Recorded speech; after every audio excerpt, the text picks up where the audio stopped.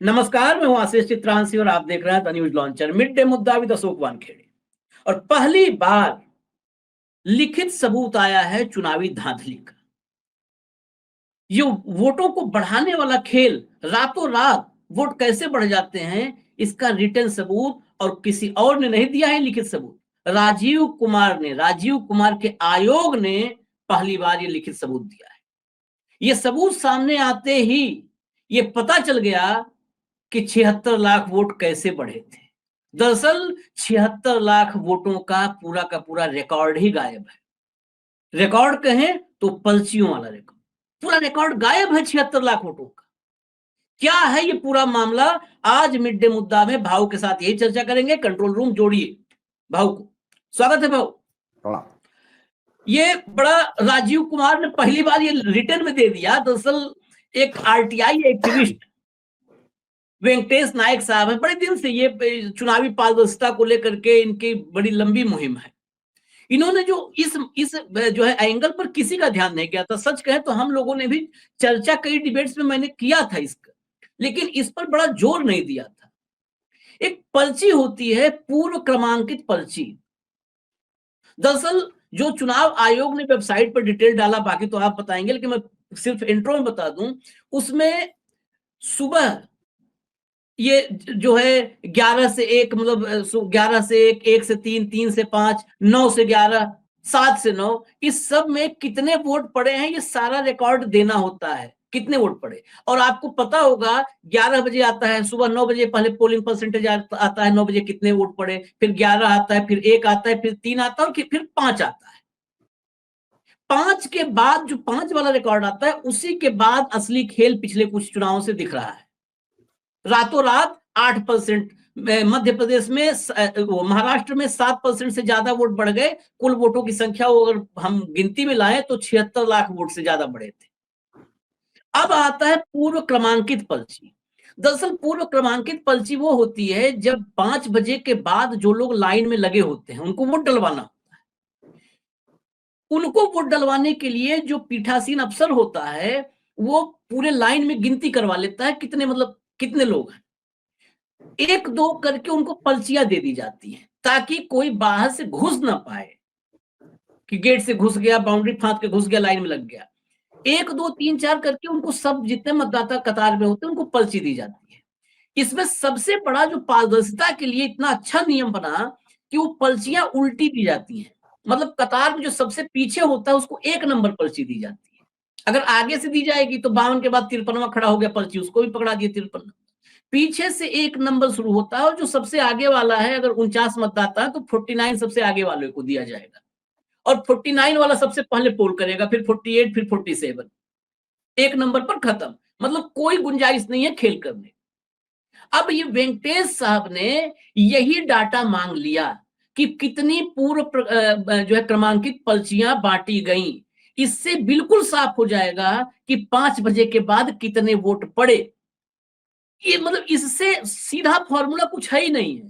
पूरे महाराष्ट्र में कितनी पूर्व क्रमांकित पर्चियां बांटी गई, उतना ही वोट पड़े हैं 5 के बाद, उसके अलावा 1 वोट नहीं पड़ सकता। आरटीआई दाखिल हुआ और राजीव कुमार के आयोग ने लिखित रूप से दिया है भाऊ कि उनके पास कोई रिकॉर्ड ही नहीं है। फिर कर क्या रहे? अगर राहुल गांधी कह रहे हैं कि इस स्टेट के खिलाफ लड़ना है तो इस स्टेट के खिलाफ नहीं लड़ेंगे तो क्या करेंगे? इस स्टेट को अगरबत्ती दिखा के खोस देंगे? क्या करेंगे भाऊ? बिल्कुल अब सही पूरी कहा कहानी आपने। की बात आप ही बताएं इनका। देखिए, पूरी हाँ। पूरी आशीष, बहुत ही हास्यास्पद बात है ये। हरियाणा में जब डाटा मांगा जाता है तो डाटा डिलीट हो गया। महाराष्ट्र में जब सूचना मांगी जाती है तो सूचना है ही नहीं हमारे पास। ये कोई उस साहब की, आरटीआई एक्टिविस्ट की अपनी सोच नहीं है। 2023 में पीठासीन अधिकारी अपना एक हैंडबुक मेंटेन करेगा, उसमें नोट करेगा लगातार चीजों को।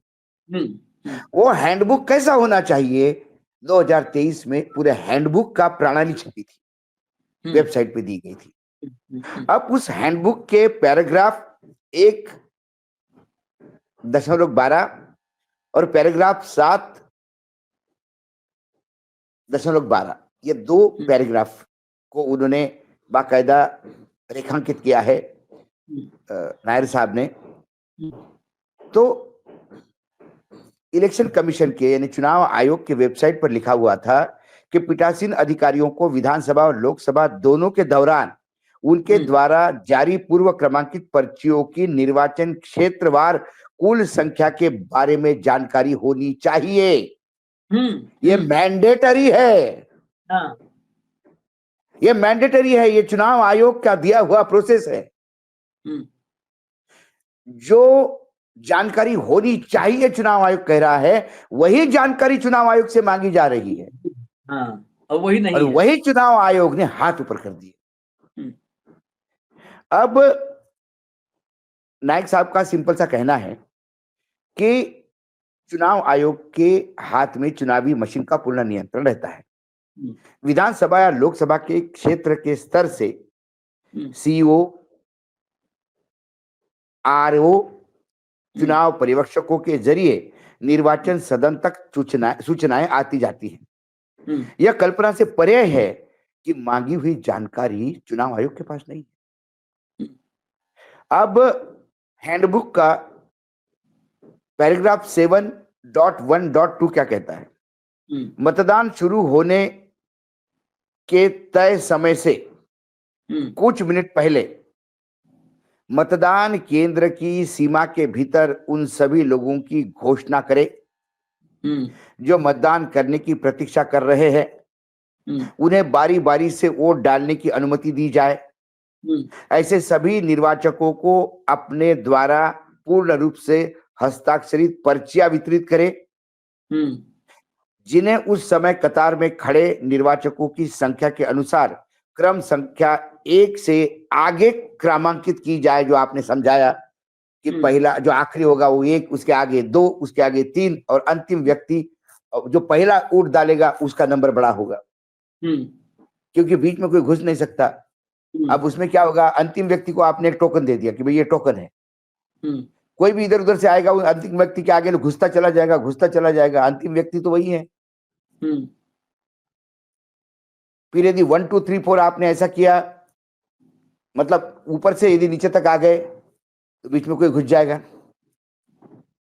इसलिए अंतिम व्यक्ति पहला नंबर, उसके आगे दूसरा नंबर, उसके आगे तीसरा नंबर, और ये सारी डायरियों में नोट करना है। यही नहीं, मामला यहां तक ही नहीं है। अब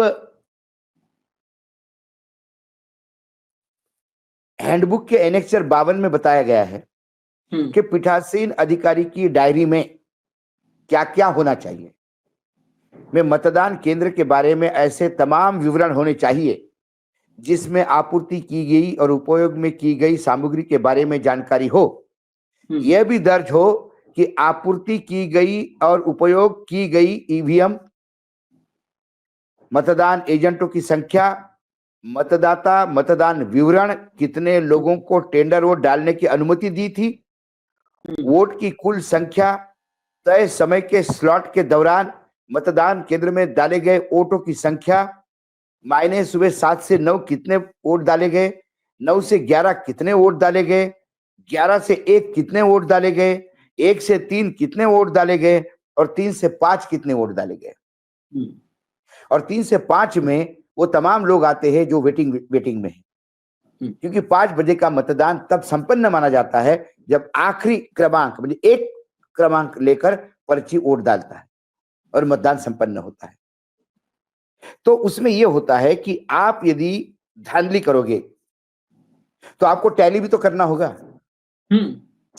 भाई बूथ क्रमांक XYZ पर मैंने कहा कि भाई साहब 12,000 वोटिंग हुआ, लेकिन सुबह 7 से 9, 9 से 12, 11, 11 से 1, 1 से 3 और 3 से 5, इसका मैं जोड़ लगाता हूं तो 8,000 होता है।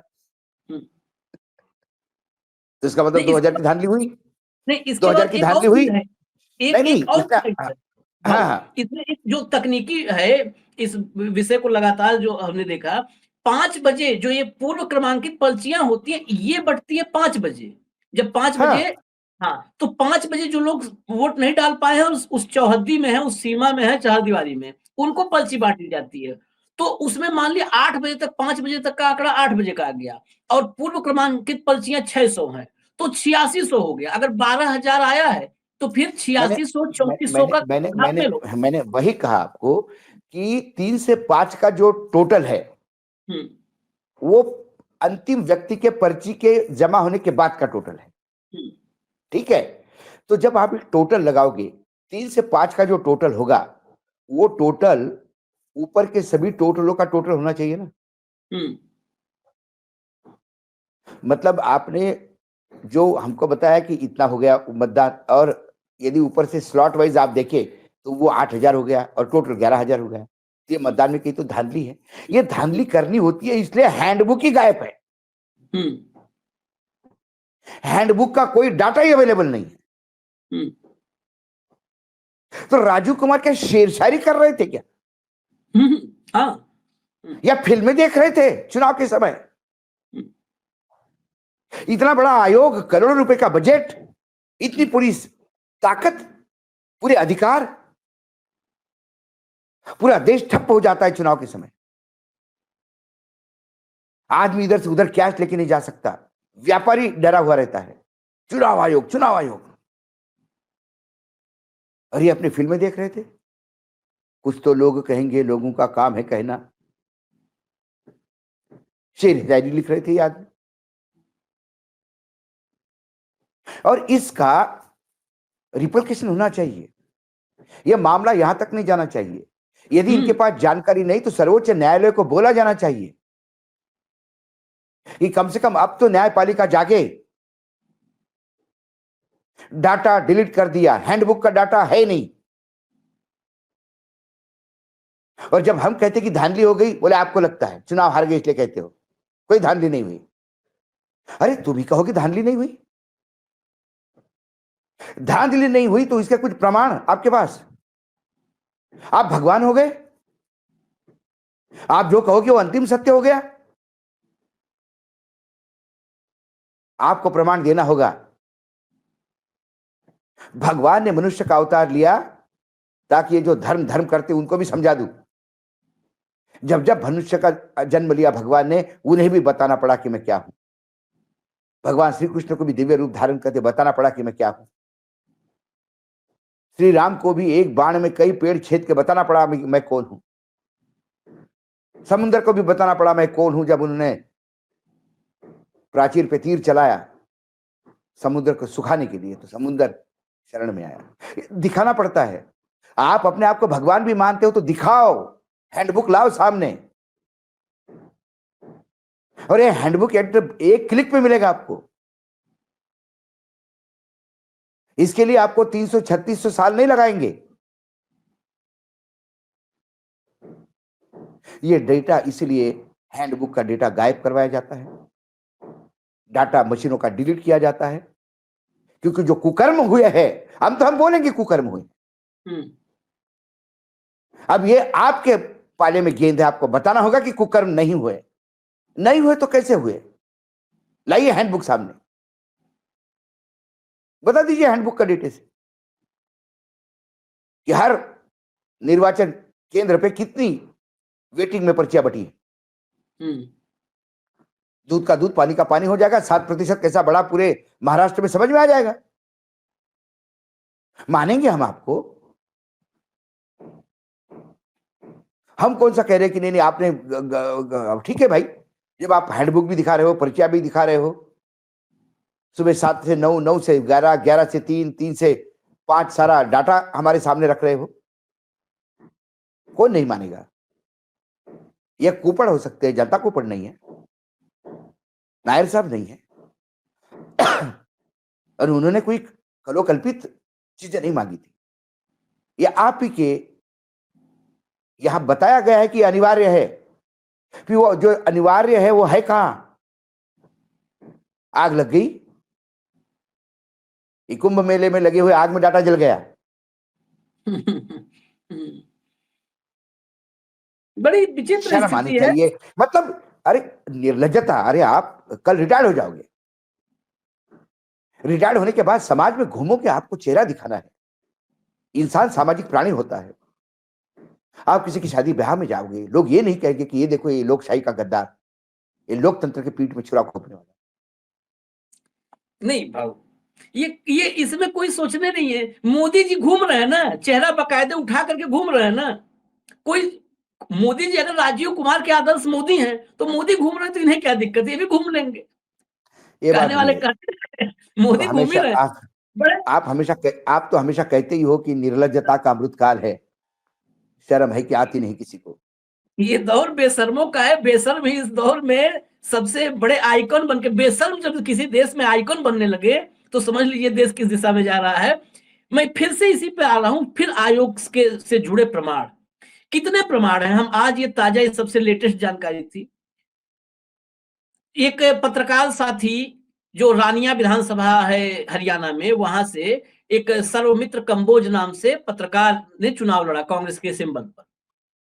वो डीसी के पास जाते हैं, डीसी कहते हैं वो 4.25 लाख रुपया जमा करके, 4.25 लाख रुपया सर्वमित्र कंबोज ने जमा कर दिया। उसके बाद जो 5% मिलान होना था उसके लिए डीसी के पास गए। डीसी ने कहा कि 1 दिन में नहीं करेंगे, 5 दिन में करेंगे, 5 दिन में। और यही देखिए कंट्राडिक्शन, देखिए यही चुनाव आयोग जाता है सुप्रीम कोर्ट में, कहता है जब वोटों की गिनती की बात होती है तो कहता है कि बहुत टाइम लगेगा पर्चियों के मिलान में, पर्चियों के मिलान बहुत टाइम लगता है इसलिए जल्दी करवाना है। वहां पे 5% में कहे 5 दिन, 5 दिन में हम करेंगे। तब पूरा वक्त था इनके पास, डीसी के पास और कोई काम नहीं था। 5 दिन, पहला दिन जब पहुंचे तो पहले ही मशीन इनवैलिड हो गई। इनवैलिड हो गई कैसे कि इन्होंने कहा कि पर्चियों का, पोलिंग के दिन की पर्चियों का मिलान करवाइए। डीसी ने कहा वो तो डिलीट हो गए भैया, आज दोबारा मॉक पोल करवा देते हैं, देख लो सही होता है मॉक पोल की नहीं होता है। अब आप कल्पना करिए भाऊ, कल्पना करिए, खाली ये देश तो कल्पना नहीं करना चाहता। कल्पना करिए कि मॉक पोल के लिए 4.25 लाख जमा किया था क्या। मॉक पोल तो हर बूथ पर, हर बूथ पर हर पोलिंग पार्टी सुबह 6 बजे के आसपास मॉक पोल करवाती है, पोलिंग शुरू होने से पहले। तो और जब सारे एजेंटों के साइन लेते हैं उस पे। तो जब भाई आप वही समझ लो ना कि जो गाना, जो नृत्य हम सड़क पर देख लिए उसके लिए क्यों जाएंगे हम टिकट कटवाने के लिए, है? नाच जब हम सड़कों पर देख रहे हैं, नंगा नाच होते हुए इस देश में लोकतंत्र के साथ, तो हम उसके लिए टिकट कटवाएंगे, 4.25 लाख रुपए देंगे।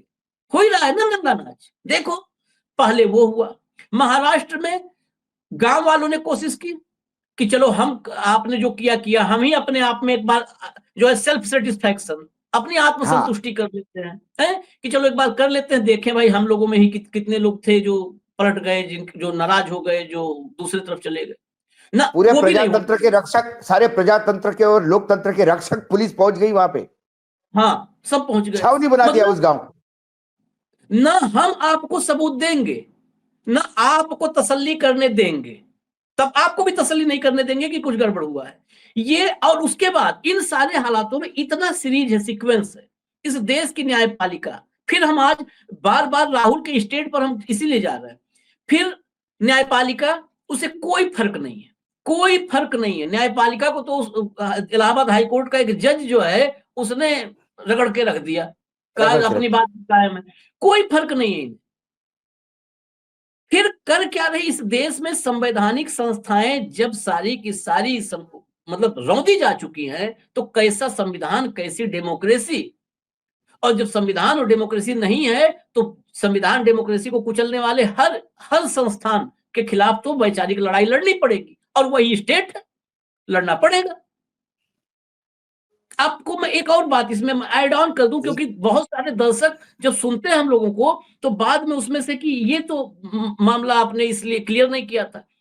जो ये पीछे से आगे पर्ची लाने का सिस्टम है, उसके पीछे जो सबसे बड़ी मंशा है वो ये है कि पीठासीन अधिकारी मान लिया किसी का पक्षकार हो, किसी पक्ष लेता हो, मन से वो बेईमान हो, मान लिया, तो जब 1 से पीछे बटेगी पर्ची तो 50 के बाद उसने धीरे से सरका दिया, लो 5 और लोग पीछे खड़ा कर दो, 5 और 55 हो गया, फिर 3 और आ गए, 58 हो गया। लेकिन जब आगे से उसने 58 से शुरू कर दिया तो आगे से तो फिर पीछे 59 नंबर पीछे कैसे जाएगा, पीछे तो 1 नंबर है, 1 के बाद 0 नंबर दे नहीं सकता, फिर -1 -2 करके दे नहीं सकता, यानी वो 1 पे द एंड हो गया है। 1 के नीचे कोई गिनती अब आ ही नहीं सकती कि किसी को पर्ची दिया जाए। इसलिए अच्छा आगे घुसाया नहीं जा सकता क्योंकि मतदाता वहां पर है, वहां पर संघ के स्वयंसेवक नहीं खड़े पुलिस लाइन में। हाँ नहीं, पुलिस भी अगर मान लिया हुआ है तो वहां पर जो हाँ, लाइन में है वो तो अरे वहां के बाकी देश के मतदाता है ना, वो कांग्रेस के भी हो सकते हैं, सपा के भी, भाजपा के भी, सभी सबके। सभी तो आवाज आपत्ति उठाएंगे। करेंगे भैया कैसे घुस रहा है, ये कैसे घुस रहा है, लाइन में कोई घुसने नहीं देगा, अपने आगे कैसे घुस रहा बीच में।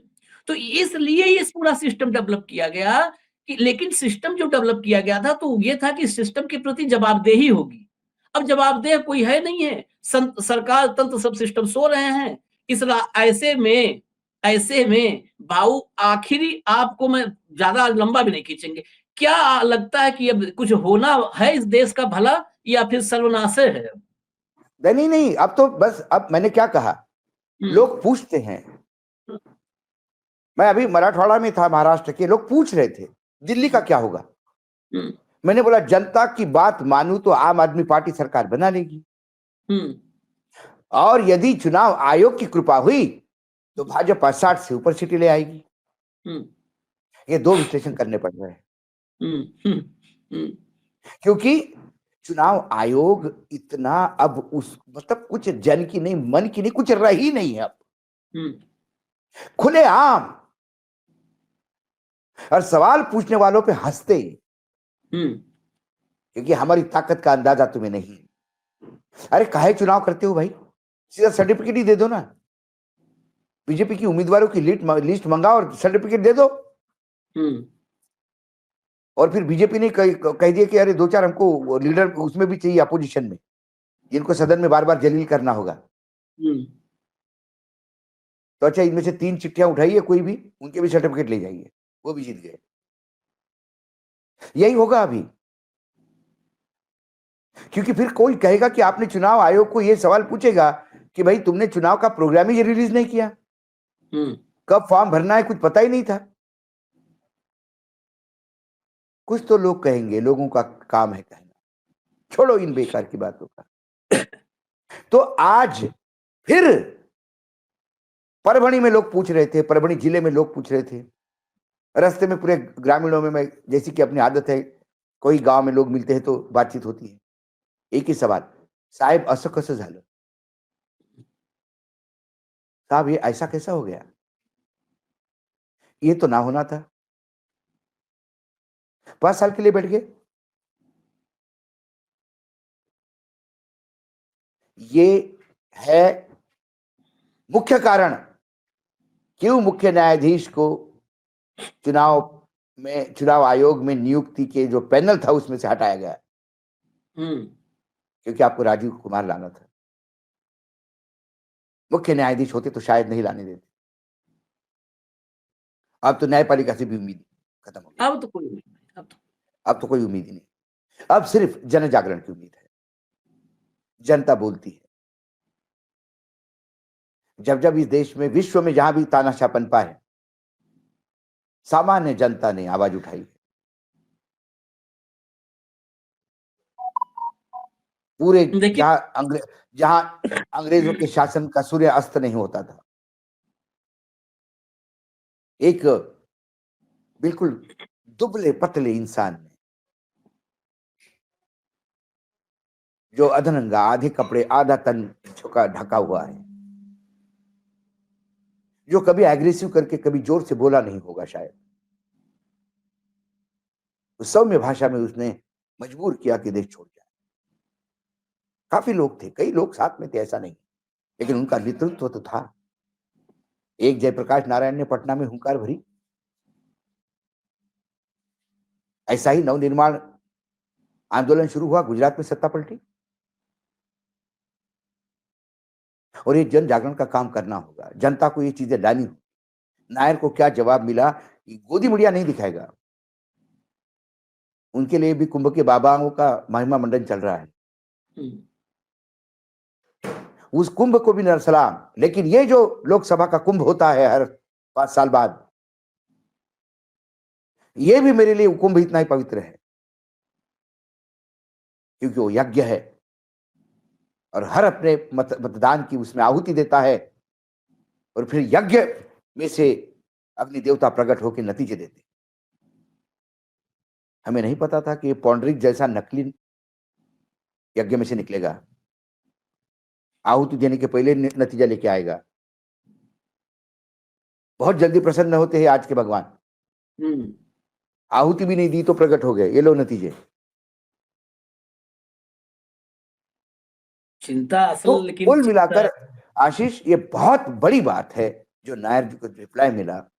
यदि हैंडबुक भी नहीं है तो फिर चुनाव आयोग के पास है क्या?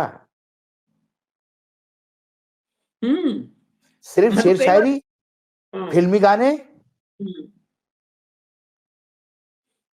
और प्रश्न पूछने वालों का व्यंग्यात्मक जवाब। शर्म आनी चाहिए। नहीं, जब कुछ भी नहीं है तो मैं तो राजीव कुमार साहब से कहता हूं, हाथ जोड़ के निवेदन करता हूं, जब कुछ नहीं है आपके पास, रिकॉर्ड बुक नहीं है, बही खाता नहीं है, कुछ नहीं है, तो ताला चाबी होगा। भाई साहब दुकान बढ़ा दो, टाइम हो गया, दुकान बढ़ा दो, शटर गिरा दो, अपना जो होगा देखा जाएगा। वैसे भी मेरी मैं निजी राय में कहता हूं, अक्सर भाव के साथ चर्चा होती है कि न्यूक्लियर फ्यूजन है ये, जिस कहे तो जनता तानाशाहों को हटा देती है, लेकिन अगर तानाशाही का स्वरूप बड़ा ऑर्गेनाइज हो, एक संगठित तानाशाही होती है, एक असंगठित तानाशाही होती है। संगठित ऑर्गेनाइज अगर उसका है स्वरूप, तो वो न्यूक्लियर फ्यूजन जैसा होता है। वो शुरू एक बार होता है तो प्रक्रिया पूरी होती है, कंप्लीट होती है। फ्यूजन शुरू होने के बाद बीच में रुका नहीं जा सकता। तो प्रक्रिया शुरू होती है, अर्धनाश पर रुकती नहीं है, सर्वनाश पर रुकती है। एक उदाहरण उसका जर्मनी इस दुनिया ने देखा है, और कई बार तुलना करते हैं लोग, ढके छुपे करते हैं। आज खुलेआम उस तुलना को अगर रखते हैं सामने, तो दो बातें, जर्मनी 1920 से 19 से जो 45 के दौर में था, वहां पर सबसे बड़ा 3 पॉइंट्स थे नाजीवाद के। पहला था नस्लीय श्रेष्ठता, कि जर्मन नस्ल पूरी दुनिया में सबसे श्रेष्ठ नस्ल है। आज हमारे यहां सनातनीय श्रेष्ठता की बात हो रही है। दूसरा था अखिल जर्मन साम्राज्य, हमारे यहां अखंड भारत की बात होती है। वहां भी बनना नहीं था, यहां भी बनना नहीं है। और तीसरा, वहां पर एक, जब आपके भीतर क्रोध की ज्वाला को सर्वोच्च शिखर पे पहुंचाना हो, तो एक ऑब्जेक्ट चाहिए। पत्थर मारोगे तो किसे मारोगे? कोई तो होना चाहिए, शैतान की ताबूत तो होनी, शैतान कोई दिखाना पड़ेगा ना, शैतान को पत्थर मारते हैं। तो शैतान पैदा करना पड़ता है, बनाना पड़ता है, फैब्रिकेट करना पड़ता है। वहां पर यहूदियों को बनाया था, यहां पर भी बना लिया है किसी को। और ये न्यूक्लियर फ्यूजन अधनाश पे नहीं। ताला चाबी है तो दुकान बढ़ा दीजिए। अगर इनके पास, सोचिए भाऊ, इनके पास कोई रिकॉर्ड नहीं है, कोई बुक नहीं है, अगर बही खाता नहीं मिले, किसी के यहाँ छापा पड़ जाए, उसके यहाँ 50,000 कैश मिल जाए और बही खाता में ना दिखा पाए एंट्री उसकी, तो इनकम टैक्स वाले उठा ले जाएंगे। इनके पास बही खाता नहीं है, इनके पास बही खाता ही तो नहीं है ना, वोटों का बही खाता नहीं है, इस आदमी को कौन उठाएगा? कोई नहीं उठाएगा। नहीं, इनके पास जितने भी हैंडबुक यदि आप चेक करोगे तो उसमें सारे फिल्मी गानों की लाइनें लिखी हुई मिलेगी आपको। वही तो पढ़ते हैं राजीव कुमार। खैर, कल दोपहर फिर मिलेंगे, लेकिन जितना भी इस न्यूक्लियर फ्यूजन को रोकने की हम लोग कोशिश कर सकते हैं वो करेंगे। ऐसे ही बेबाकी से करेंगे, बिना डरे करेंगे। बाकी तो ऊपर वाला जो भी है शाश्वत, वो हिसाब सबका करेगा। कल दोपहर फिर मिलेंगे। मिड डे मुद्दा विद अशोक वानखेड़े, भाव साथ में होंगे। तब तक के लिए इजाजत दीजिए। नमस्कार।